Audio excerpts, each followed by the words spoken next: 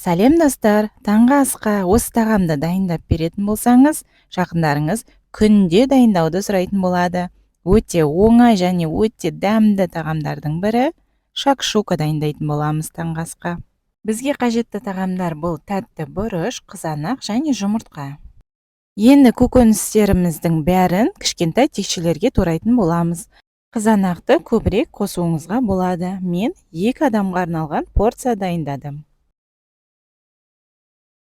Тәтті бұрыштың ішін жуып тазалап аламыз, оны да кішкентай текшелерге тураймыз.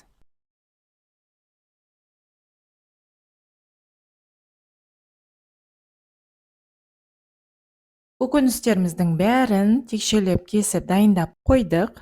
Біз ендігі кезекте газымызды жағып, табамызды қоямыз. Табамыздың үстінен сұйық май құйып, ең бірінші қызанақты саламыз. Қызанағымыздың соғы шыққанша қуырамыз. Мінекей қызанағымыздың соғы шықты. Енді үстінен тәтті бұрышымызды салып, тұздап, 1-2 минут қуырып аламыз.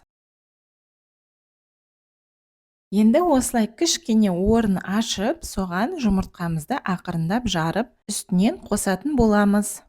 Ең қызығы, менің қосқан жұмыртқаларым егіздер болып шықты. Жұмыртқаларымыздың бәрін жарып шықтық. Ендігі кезекте тұздаймыз және өзіңіздің қалауыңыз бойынша қара бұрыш қосуыңызға болады. Және укроп немесе петрушка жақсы көретін болсаңыз, үстінен сеуіп безендіруіңізге де болады.